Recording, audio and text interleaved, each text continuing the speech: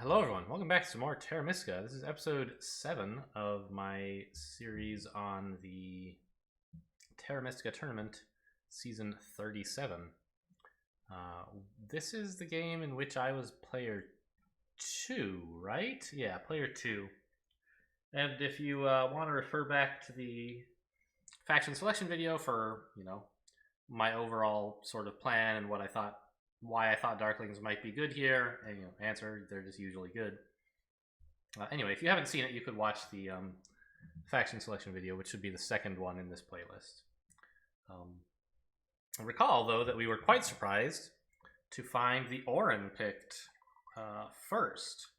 I have not played much in the competitive arena of Terra Mystica. I'm still quite new to it all. And I've only heard bad things about Auren. I don't know, they're not as bad as Fakirs, but they're bad. Giants are also high on the list, and so anyway, I picked Darklings, and Cultists showed up next, which is fine. I was considering Cultists myself, probably, if I don't remember, but it makes sense. Probably decided against it because there's another cult-focused faction here. But then Giants were picked. I was just shocked. Right? These are two... Auren and Giants are two factions that are very poorly thought of in general. And, both of them, there's a few reasons why you might imagine playing one of them here. Firstly, there's the round one, specifically, stronghold scoring. Both of these races these factions really want their stronghold because it's just so good. Well, I don't know if it's so good. It it makes the whole faction, right? Giants have a ton of trouble digging unless they have their stronghold, which gives them a free transform every round. Much like the nomads, but the nomads can do ordinary digging, and it's not that big a deal for them, whereas for giants, it's typically quite expensive. Because they have to spend 2 spades to go anywhere. That's an improvement if it was going to cost you 3 spades, but typically players don't have that much trouble making 1 spade digs and occasional 2 spade digs. So the giant's ability that everything costs 2 is more of a downside than an upside. But it does mean you can place them anywhere on the board, and so players place the giants in places that are going to make the other players really unhappy. That's what the giants are for, right? Giants taking e7 is just a big fu to the witches, for example. I don't know. I mean, the witches would like a town here, but they have a totally fine town down here. It's a little inconvenient in that it requires a bridge and ideally a sanctuary. But it's not the end of the world.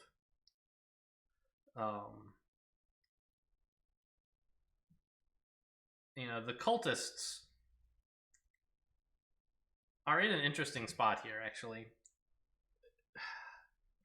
They can get a town here or here. This is a plausible town, for example. I don't know. It would just be so nice if the Giants were to somehow cut off the Cultists. Because that's kind of the Giants' job, to cut people off, and the Cultists don't quite look cut-offable, sadly. Anyway. So how did the bonus tiles go? The Giants took a priest. And I remember I had a bit of an evil chuckle when I saw this.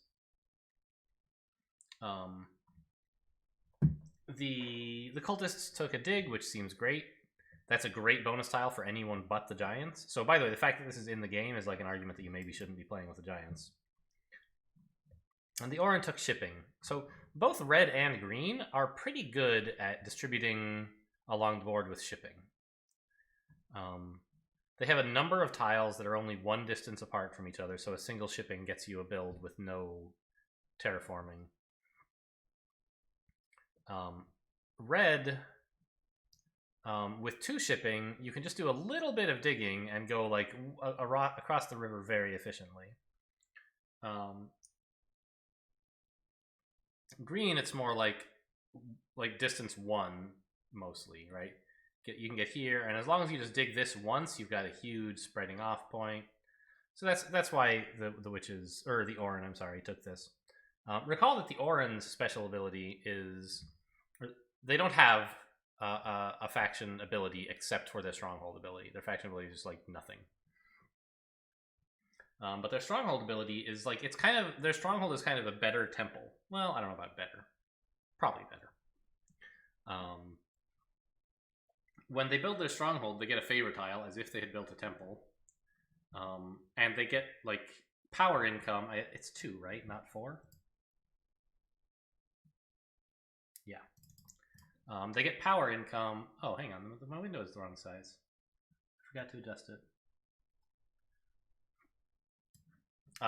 They get power income instead of a priest income, which is clearly a downgrade.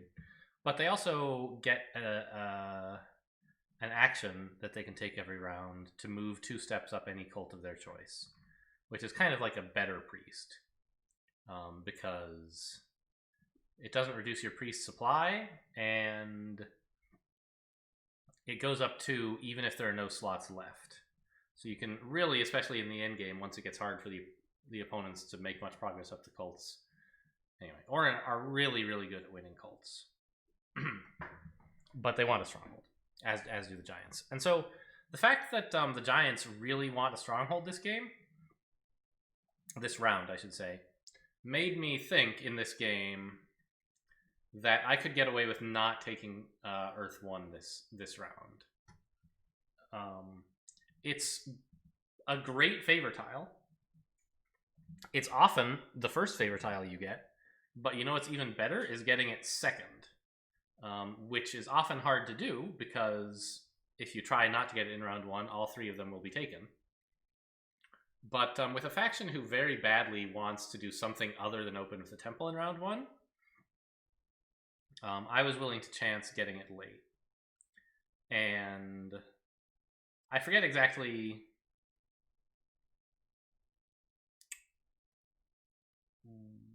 what favor tile I did take. Fire 1, maybe? That or Earth 2 both make sense. No, it must have been Earth 2. Yeah, I remember. Because the evil chuckle I had about the Giants taking a priest, I said, you know, what do the Giants want to spend their priest on this round? Not shipping, not digging. Well, shipping wouldn't be the worst thing, actually. But I was like, fire or air, right? They want to be at 4 steps on the air cult because of the air cult income. And I said, well, I'm going to be going before them. I can grab this cult bonus, send my priest to air first for 3 steps, and then move up to 4. And their priest will look stupid, my priest will look great, it'll be lovely. So that's why I took the cult bonus. I don't know, I mean, nothing else was that amazing anyway, really. The other choice would be coins, and I think the cult is clearly doing more for me here.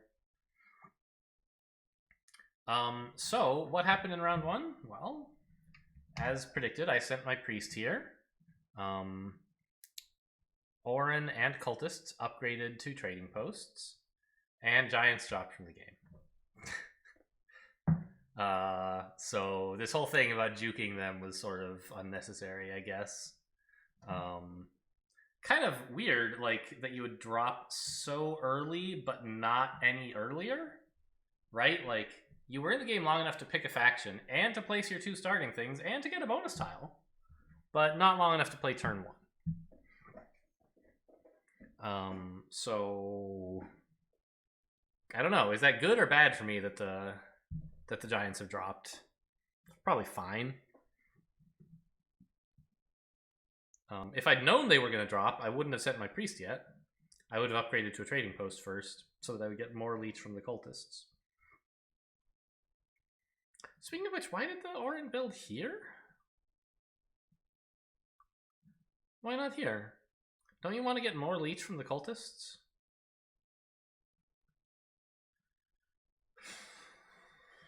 You're giving them some leech, obviously, but whatever. Like, it's a give and take.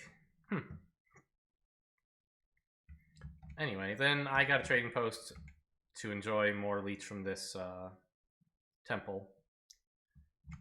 And I sent my cult bonus to air. Just sort of, I guess, delaying giving the cultists leech. And as you might predict, by the way, both of them got Earth 1. What else? What happened here?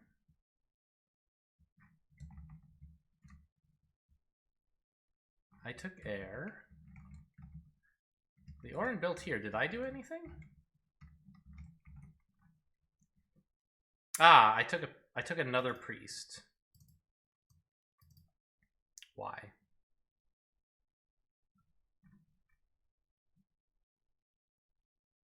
I guess just like so I would have it for next turn.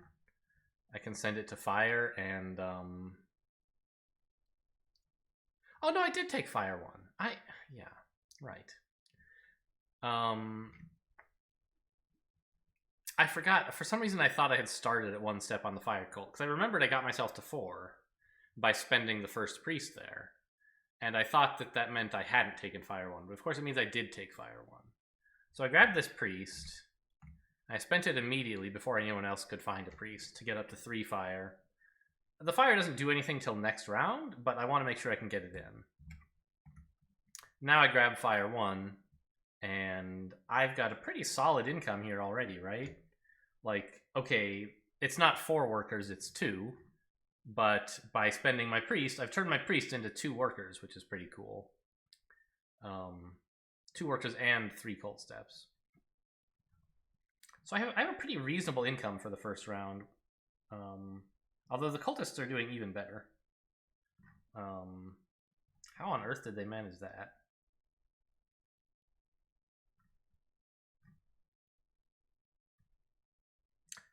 Where are all their... Oh, of course. They're including their bonus tiles. Like 6 coins. That's crazy. Where did that come from? Right here. So they're at 0-4-1 without a bonus tile. I compare favorably to that, of course. And my objective on the next turn is just to make sure I can get my sanctuary down, but it's already on lock, right? I've got 4 more coins than I need. I've got enough workers. Not that I would say no to more workers, but I have enough. And I think I'm done at this point. Yeah, I just have to pick a bonus tile. And the Auren are also going to pass, so I can have theirs if I want. Do I want it? No, I want the spade or the priest, I think. Those would both be fine with me. Let's see which one I got. Oh, of course, I got the priest because the Auren want the spade. Makes sense, sure. You know, to me, the spade is probably better.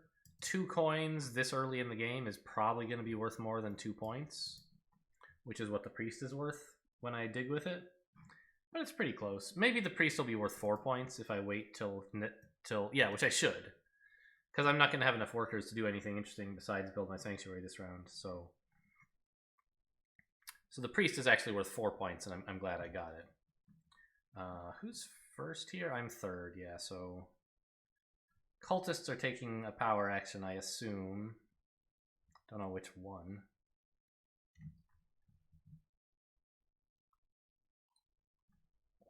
What do they need?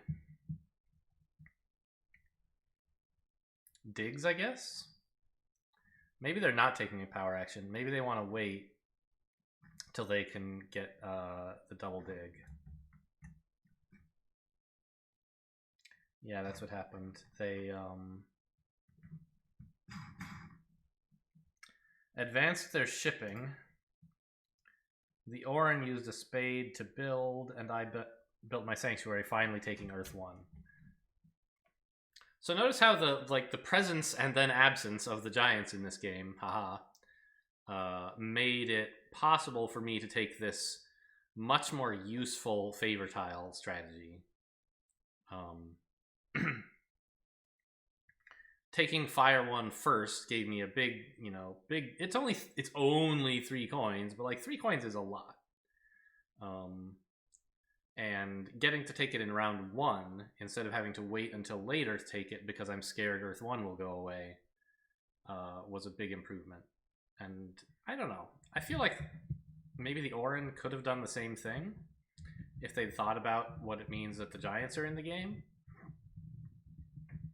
But I'm not sure. Because for me, it's pretty trivial to just grab Earth 1 in the early stages of round 2. Because I'm just going to plop a Sanctuary on top of my temple. The Auren can't do that.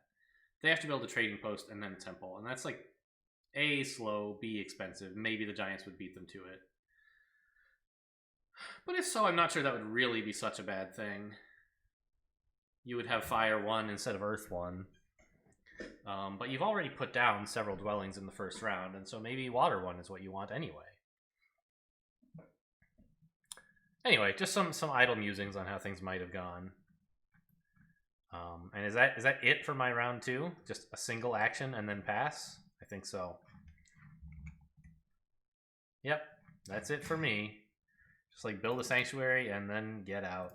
That is kind of a classic Darklings thing, I guess. Bonus 9 is dwelling scoring, right? Yeah. Makes sense, because I'm going to have 4 digs coming up this round, right? Not as many workers as I would like. But because of the Fire Priest that I invested in round 1, it will be 4 instead of 2. So I can actually, like, build 4 dwellings, which is pretty cool. I wish I had enough workers to build more. Maybe I'll get the worker power action or something. That would be pretty cool. Maybe I'll do that first, in fact. Yeah, that seems gross. I'll have 11 coins, which is enough for 5 and a bit dwellings, 4 digs, and 1, 2, 3, 4? And then a 5th dwelling here. As I say this, I'm now remembering what I actually did, which is... It doesn't look like it makes sense, but it's because I had, like, built out a plan that went until, like, round 5 or something, that I was like, you know what? If I do the natural thing, it's not going to work. So the natural thing is to connect up to here, and then you can, like, build these 4 plus... 1 other place or something like that. Maybe 2 others. But let's go ahead and, I don't know, skip through the rest of this round. Not much happened. The Cultists got their Sanctuary, so good on them. And they took Water 1, sure. Focus on points. Not a lot of economy for them, but then not much for me either. I got a bit more out of Cult Steps than they did, but not a lot. And so it's my turn first. Do I take the workers? Or do I take another priest? Those both actually sound plausible. Oh my god, I took the coins. Okay. I mean, coins are good. And at the end of this round, I'm going to have a lot of dwellings. So... maybe that's the point. I am a little skeptical of that decision in retrospect. But I guess the other problem is I'm not going to have any trading posts. I just have this 1 Fire 1 favor tile. So if I want coin income, I kind of have to make it myself by taking power actions for a while at least. I'll get a few from, I don't know. I'm getting a few from here.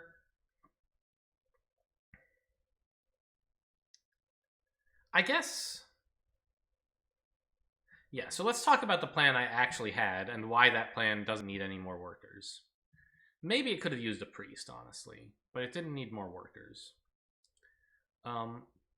My issue is that if I build the town like this, which kind of stays away from the cultists, thereby annoying them, and makes use of nice, easily diggable terrain, connects up to the giants for another trading post later. It all seems very nice. But I'm gonna run out of dwellings with the plan that I have if I go that way. Because this sanctuary wants to be part of a town, but there's no place it can develop into neighbors that have trading posts, cheap ones anyway, right? I can't, like, you know, I can't build next to anyone and have it be part of this town probably ever.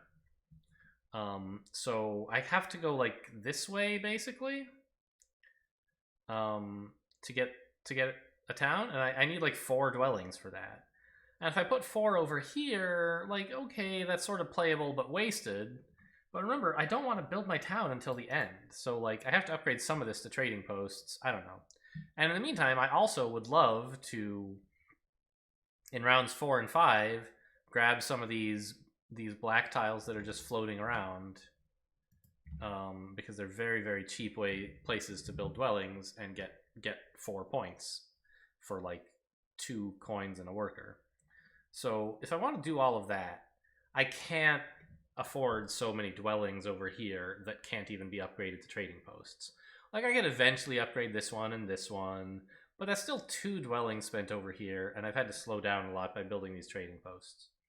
So for that reason, my plan was this. I'll dig straight through the mountain. It looks a little bit weird, but later on in the game, I was very frequently bumping into the dwelling limit and like having to work around that. And if I'd had 1 more dwelling here, it really would not have worked out. I would have been in trouble.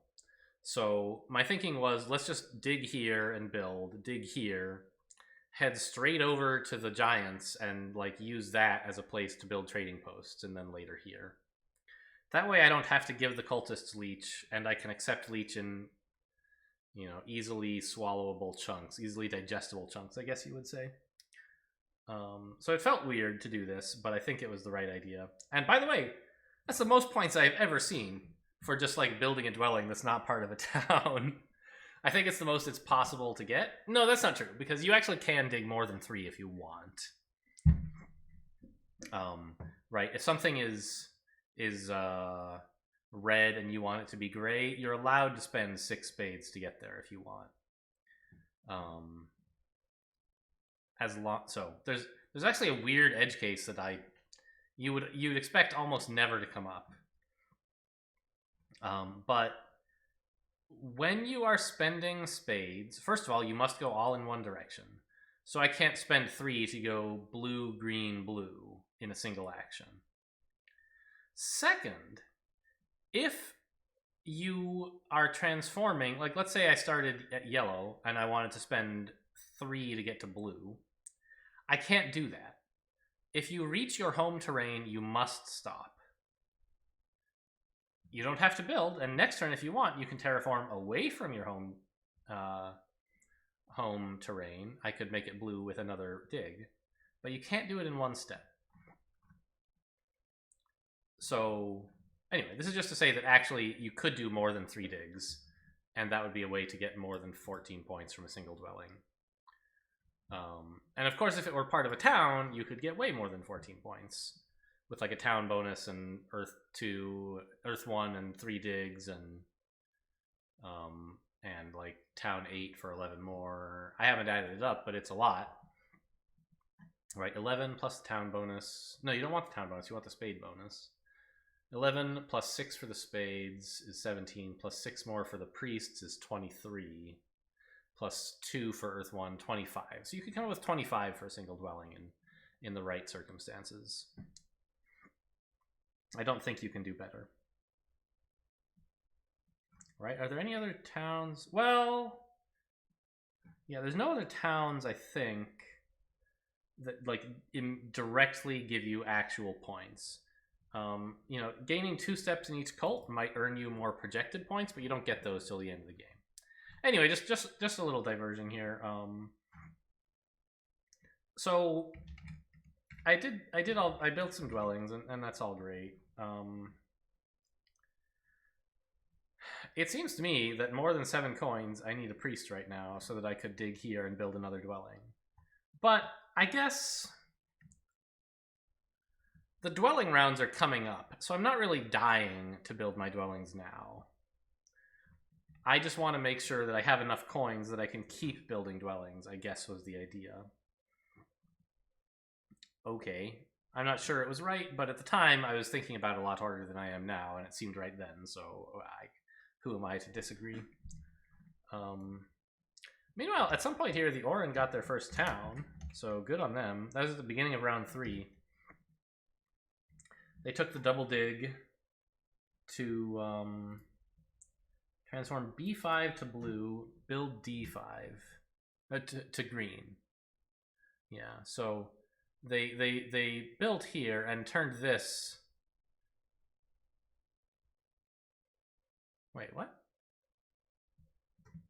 Isn't B5 normally black? Oh yeah, they turned it blue. And then later on they transformed it again. I'm not clear on why. Is it really worth a 3-worker dig at this stage? You get 2 points for it, so it's not as bad as it usually is. But why is that hex so important right now?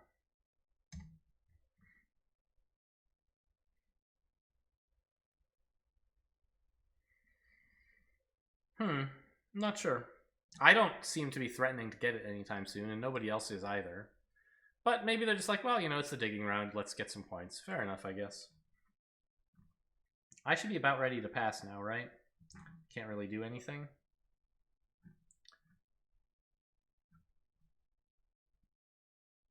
Oh yeah, but I did go with some back and forth on like delaying for the dwelling round, because I do have dwelling scoring right now. So a dwelling now is worth a point and a worker.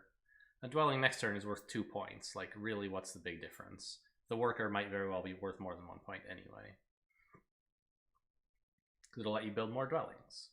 I think I timed this out actually, and I like run out of dwelling supplies, so the extra worker doesn't matter that much. So I went for the point. I don't know. What bonus tile should I be trying to take here?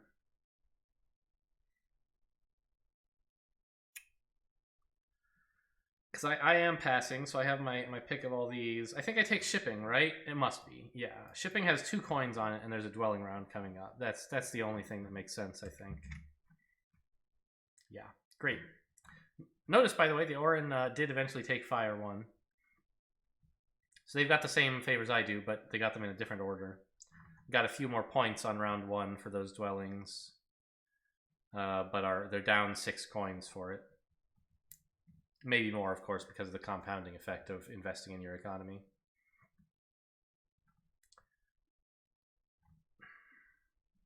And now it's a dwelling round, so I assume that I soon advance shipping, but maybe I should take a power action first? Which one would I even want? Coins, again, seems like overdoing it, right? Yes, I seem to agree. What did I do? I just advanced shipping. Okay. Interesting. Maybe I'm trying to get a power action without having to burn 4? I don't know. I think I would be happy to burn 4. Maybe I'm trying to get in here more quickly. Oh, I remember one thing I was worried about was like racing the cultists. I didn't want them to take away B3 from me. There's also like some possibility that I'm racing the Auren. They're not likely to take A8. But they could, maybe. And also, they might kind of want to build next to it at some point, and if they do, I'd rather be the one to get the leads, not them. So I just advanced my shipping and started plopping down dwellings.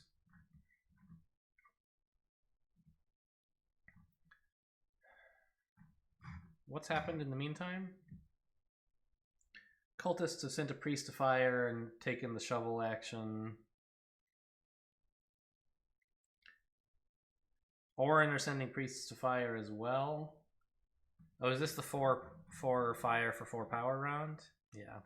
So I already locked in my 4. I don't have to fight about that. Another advantage of the early priest I put there. And I'll just drop another dwelling down. And you can see how, like, if I had gone this way, I'd be under some strain at this point. I have another priest, which I can dig with, and then build 1 trading post. So I could do it in the other order. If I had 8 dwellings already, I could build a trading post and then a dwelling. But then that dwelling wouldn't be producing any workers, because I'd be at 8. So, I don't know. The 8th dwelling would not be very good. And it gets to be more of a problem later on as well. Plus, I'm getting more leech from the cultists this way. So, I did indeed dig 1 more time and build. And I think I trading post somewhere here, if I had to guess. No, here. I guess I only wanted to leech 2 if the Auren were to build on E9, not 3.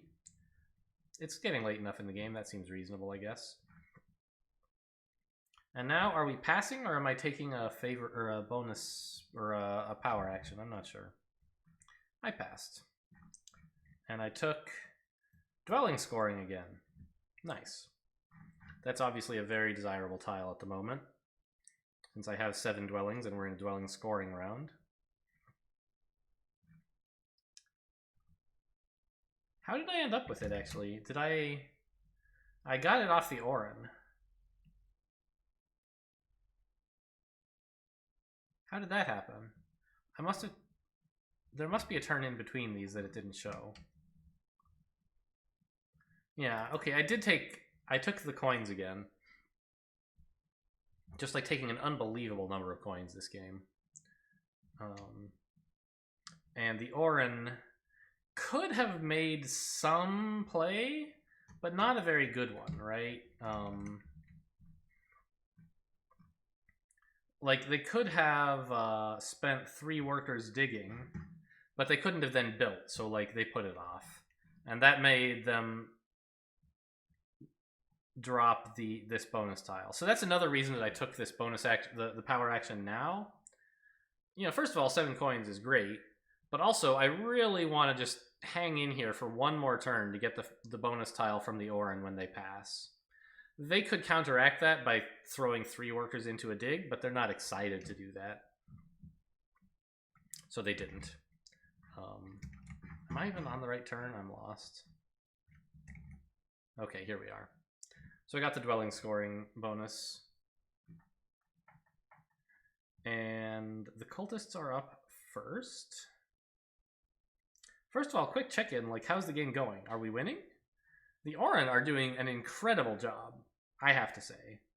Like, they've got a good income. They're really starting to hammer on the cults. They're way ahead of me on most of them, and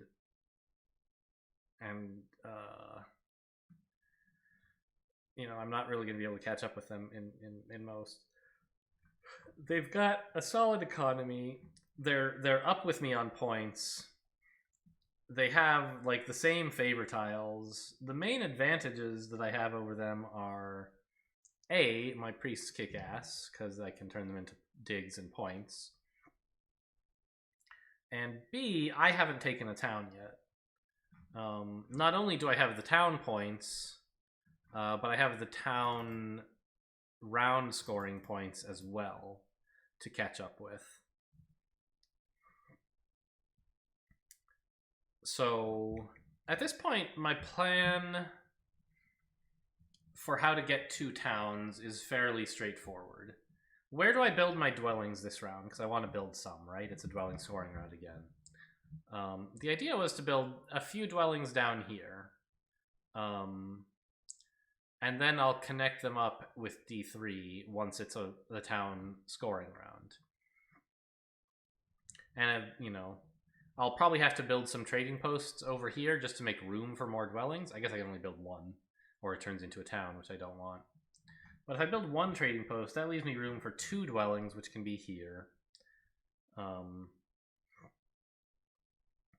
I'm pretty sure that's what I did. And the plan was to connect up D3 later.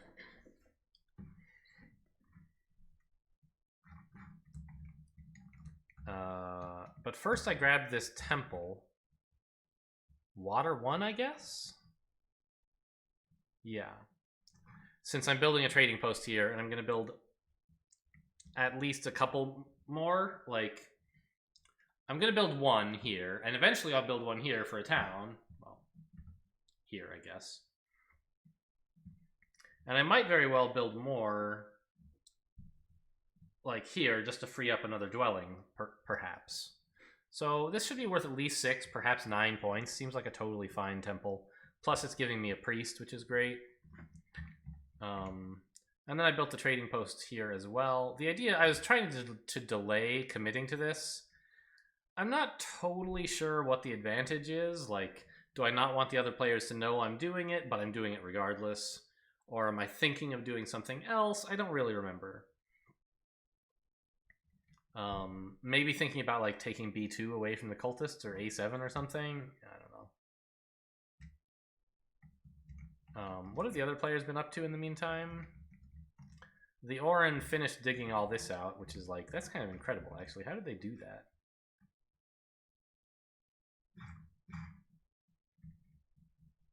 Okay, they took oh. It looked like a lot of digs, but it's actually just 2. Green and blue are both adjacent to them, so they took the double dig and dug them both out. And now they're like, this is kind of their obvious second town, right? Connect up to C5. Put a trading post here, or maybe in some universes a sanctuary to count as 3, but probably not. And then just like dig over to me for your 7th power level, right?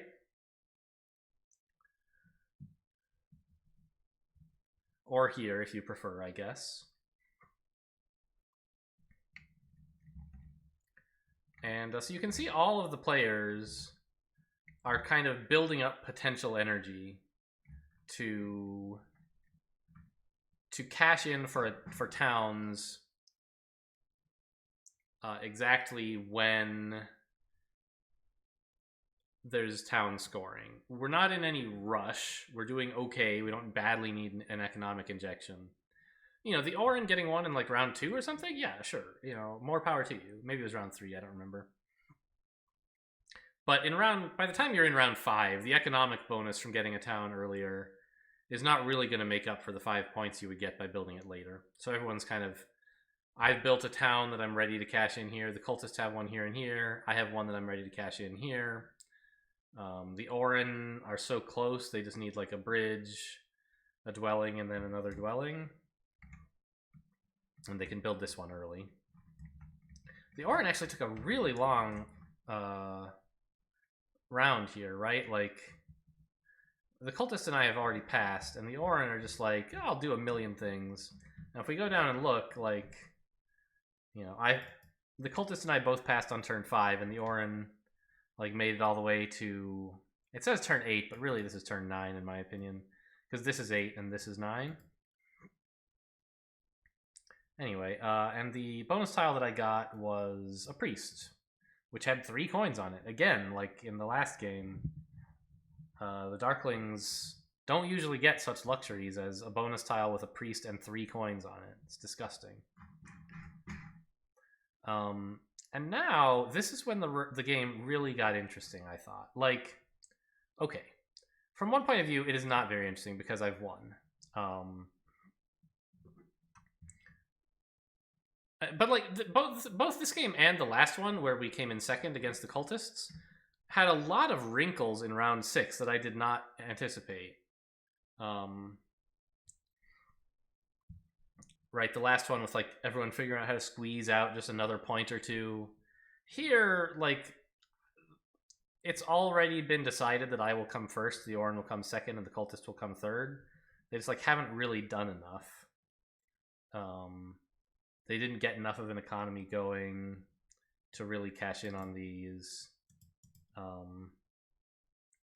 They've gotten 13 points from the round scoring. What have I gotten? Like 25.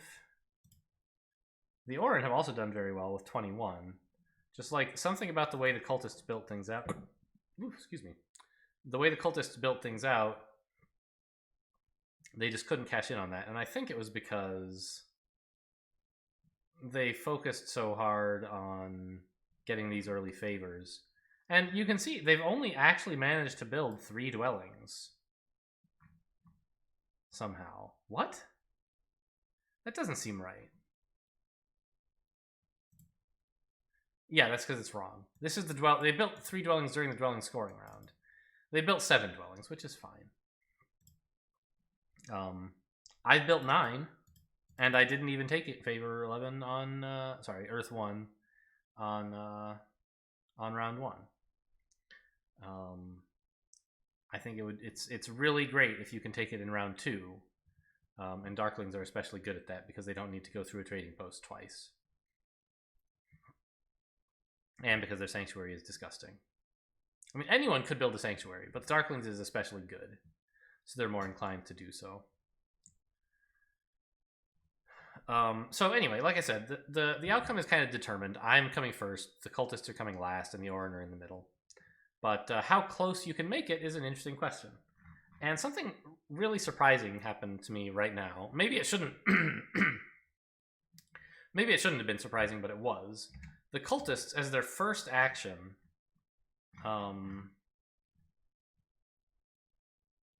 Hello? It's not in the replay. They took the double dig, made D3 brown, and built there, and then also made E8 brown. And I guess I shouldn't have looked forward because you'll see a spoiler, but like, what should I do now?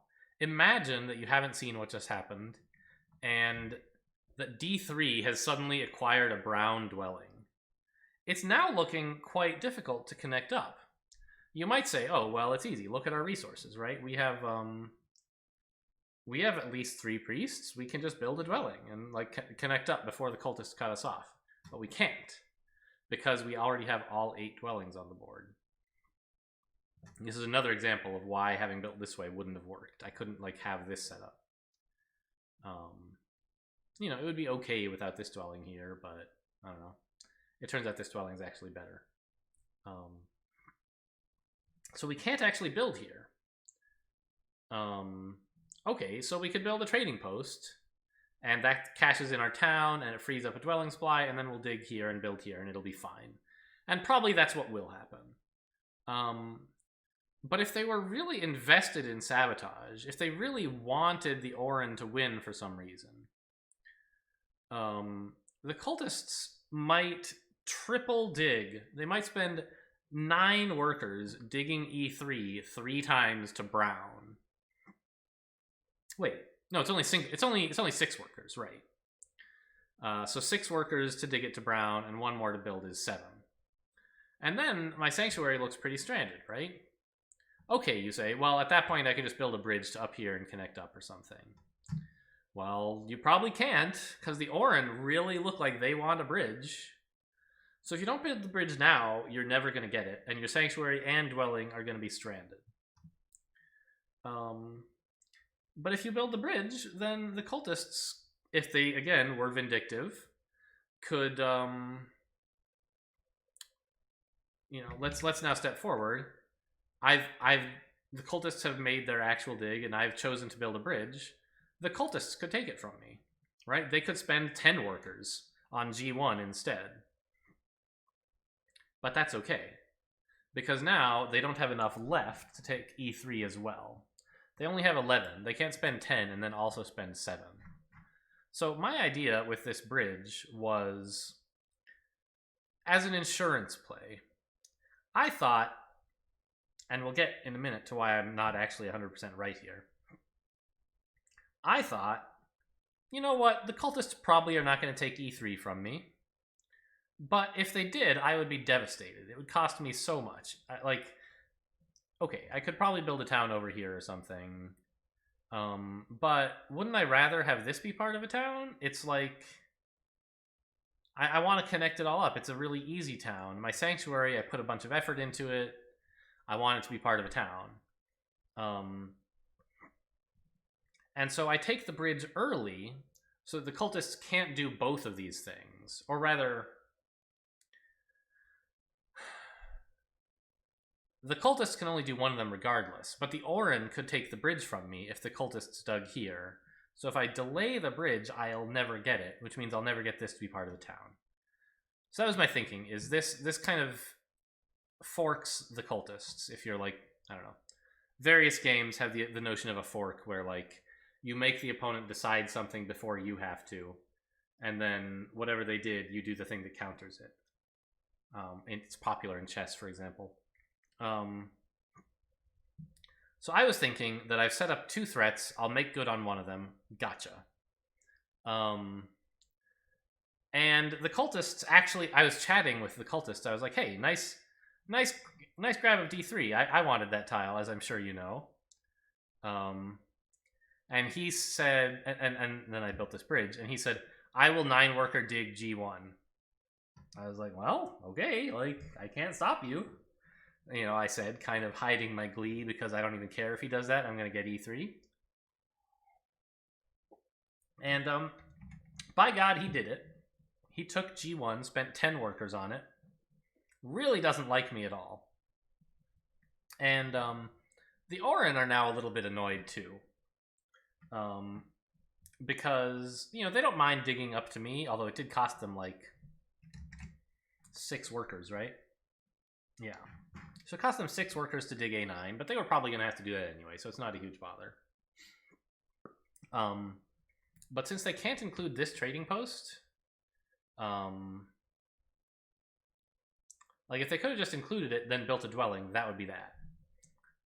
Instead, they have to build a trading post here, and an expensive trading post in one of these. They hate what just happened. Nobody likes to build expensive trading posts, right?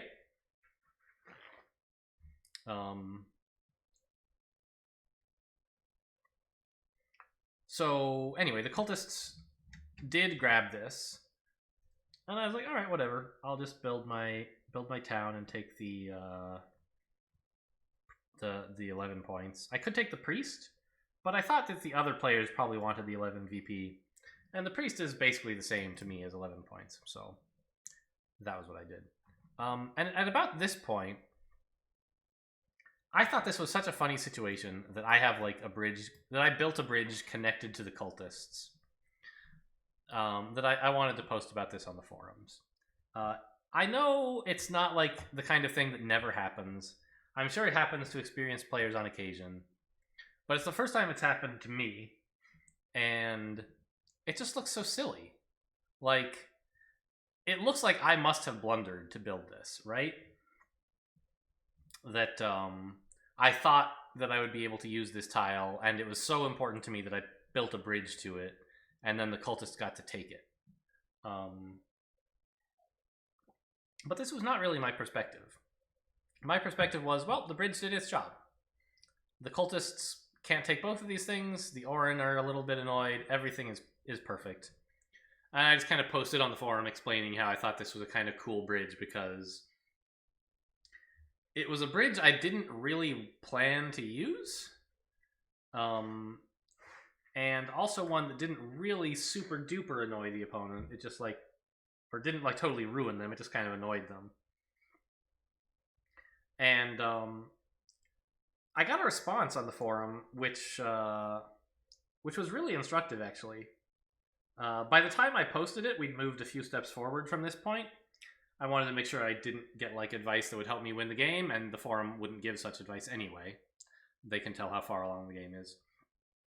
So it was a few turns later that I got this reply, and someone said, well, actually, you should have built on G1 if you could. This isn't just an insurance play at all. You could have made 3 towns. I was like, what? 3 towns? I'd never even considered that this entire game. Like, I know that there are some factions who can make 3 towns, and I think I did it last season in my Nomads game, right? barely. But I just like hadn't really thought about the Darklings as a race who can do that, a faction who can do that. But they totally can because they get all these digs for free, and they just have to build the structures, which is kind of the cheap part of a town in some context, in some cases. So the idea would be to build.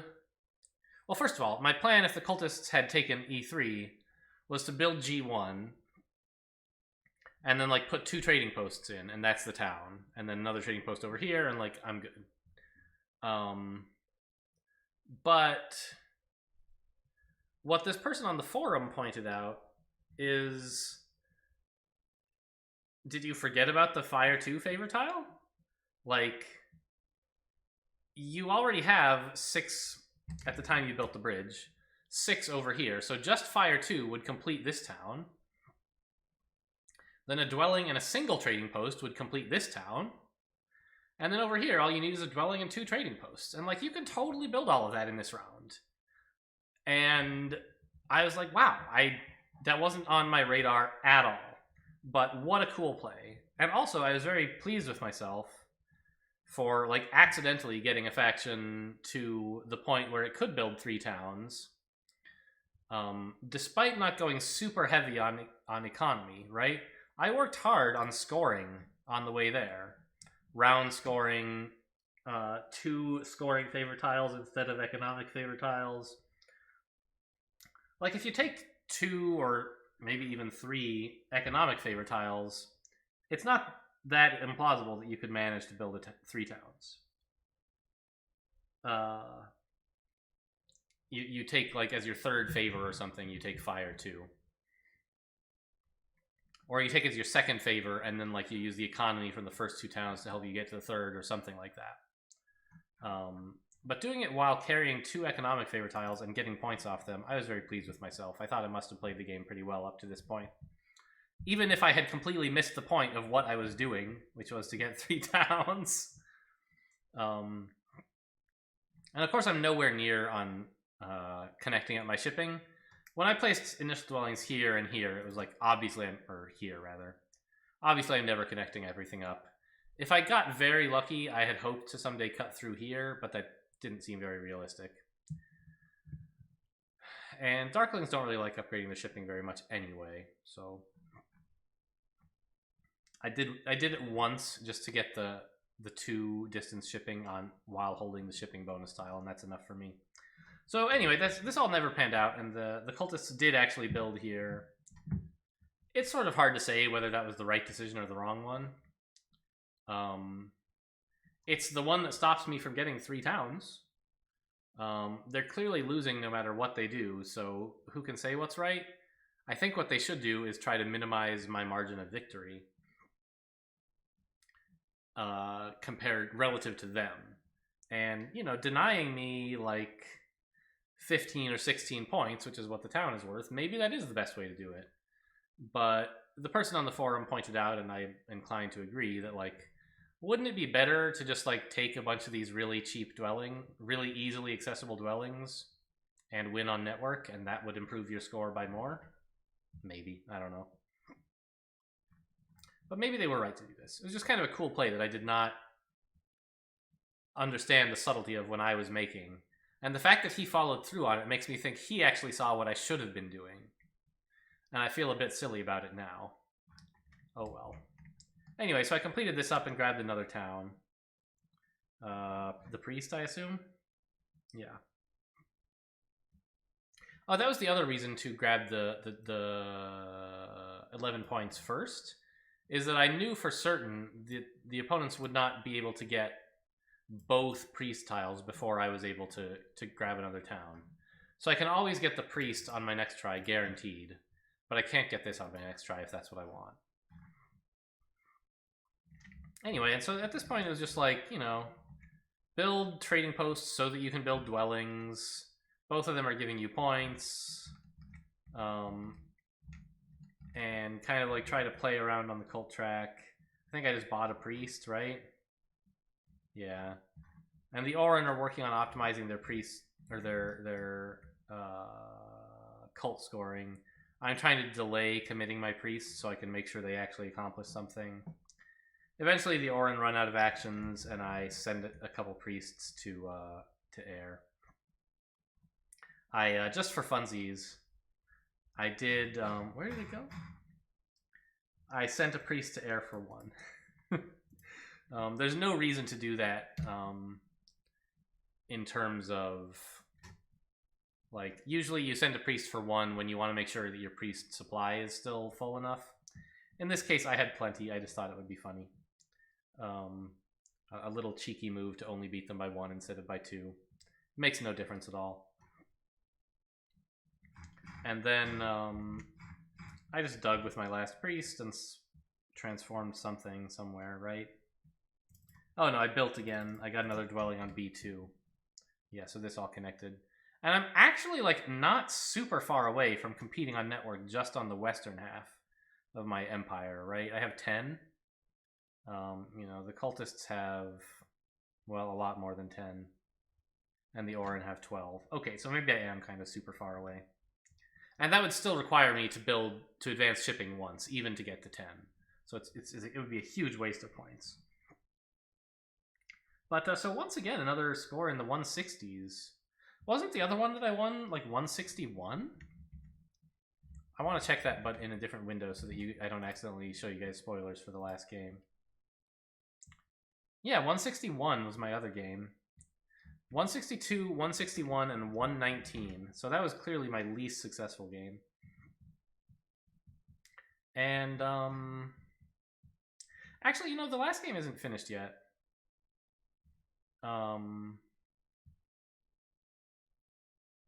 It won't be a disaster for you guys to see.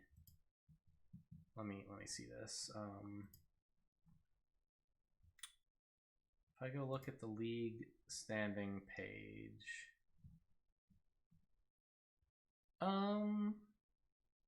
Yeah, you guys won't learn too much about whether I'm winning or losing. I'll go ahead and show you the standings. So first of all, here we are. You haven't seen Basisio or Basic IO anytime recently. In the faction selection videos, we discovered that this is a player whose account name is Basisio, but who has set his display name or her display name as Sam. So that's the Sam person we played in the first 2 games. The person who was Nomads in our 2-player game, and who won with the Cultists in the 4-player game, just crushing everybody. So that person came first in one of our games and second in the other. So we split the games we played against each other, and then we each got first in another game. By the way, this one that Patricio finished first in, extremely close. He's a Swarmlings here, and it was 131 to 130, even closer than my 2-point victory over the Witches in the second game we looked at.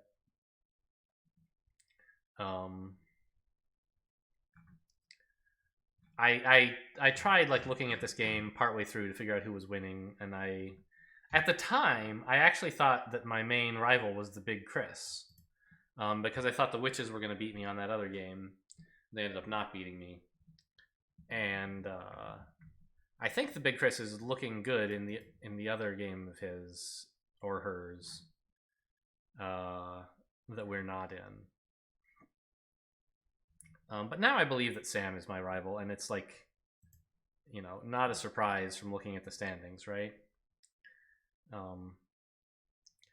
The other players could come up with 2 firsts, right? The only person who actually can pass either of us is the Big Chris. If the Big Chris came first in both games, and Sam and I both came last, the Big Chris would have 16 and we would have 15.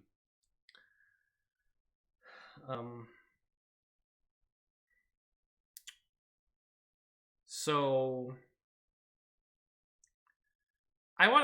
something I mentioned in the game where Sam, the Nomads, came second. I said that I felt kind of bad for Sam because he played in this game where he couldn't get Earth 1. And then it turned into a 2-player game, and he was playing like a 2-player game without access to Earth 1, which is kind of stupid.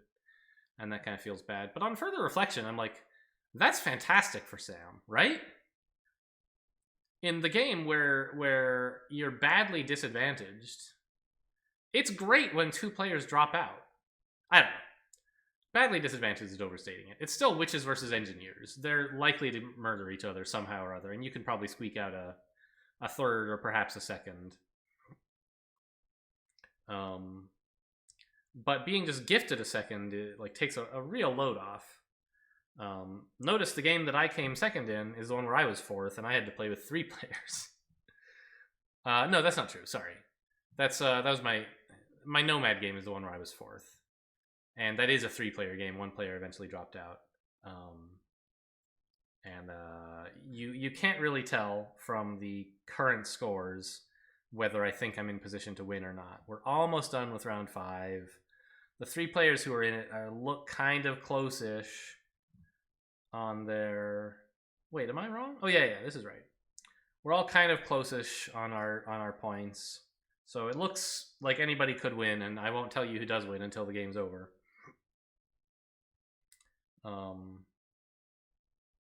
But this is the one where I'm in fourth, and you're kind of at a disadvantage in fourth because you have to pick the least good faction generally, and Sam kind of got a free ride to second place in the 4th player game. So let's look briefly at Sam's other game. Sam is playing as the engineers here, and they're done with round 5, but the Darklings have to decide about leeching power first. Sam, the engineers, is leading on points, 83. Second place having only 80. And also has this, which looks like 8 points, except that actually Sam hasn't built the Sanctuary or the Stronghold, and it's a town scoring round coming up. So you might build a Sanctuary or Stronghold, maybe, but Sam has actually already built 2 towns, and it's not really clear how you would get a third, even if you could build a Sanctuary and a Stronghold in it. Maybe you want to go through B3 to A6? I don't know, that sucks. So anyway, I just like looking at this game and hoping that both the Darklings and the... Actually, this game has all 4 players. Donkey dropped out of every game but this one, and is still playing with plenty of time on the clock for some reason. So it is possible for Sam to come 4th here. I'm not getting my hopes up over that one.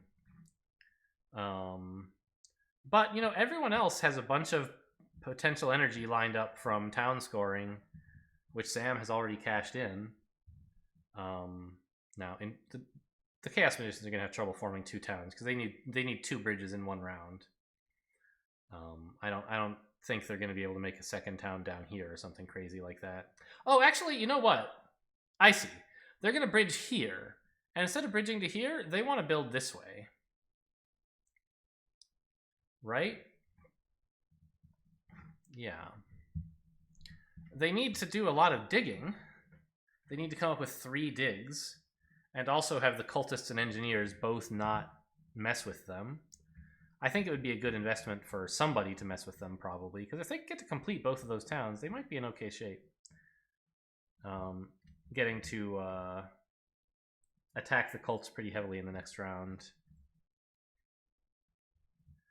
Worth noting, though, is that Sam is at water 10 somehow. Spent 4 priests on it. Amazing. I don't know, guys. And water 1. And I guess a couple cult actions? Is that it? Water 1 and the first priest is 4. Oh, and 3 more priests is 6. Okay. Seems like a pretty big investment when the other players are all sitting down there at 2. So anyway, I'm hopeful that Sam's result in this game is one where it doesn't matter how well I do in my other game. But, my destiny is in my own hands. If I win that other game, like, the worst I could do is tie Sam. No telling whether I'm likely to win it, of course, but it's just always nice not to have that pressure. Anyway, I've sort of rambled long enough about the league standings. It's been a fun league either way. I hope to advance to Division 5, but it was a pleasant surprise to even make it to 6. So if I get any higher, that's great. If I don't, that's great too. Anyway, hope you guys enjoyed, and I'll see you next time for the whenever the other game I'm in is finished. I'm not sure if that'll be 2 days from now or if it'll be a bit longer. Anyway, thanks for watching, and I'll see you next time.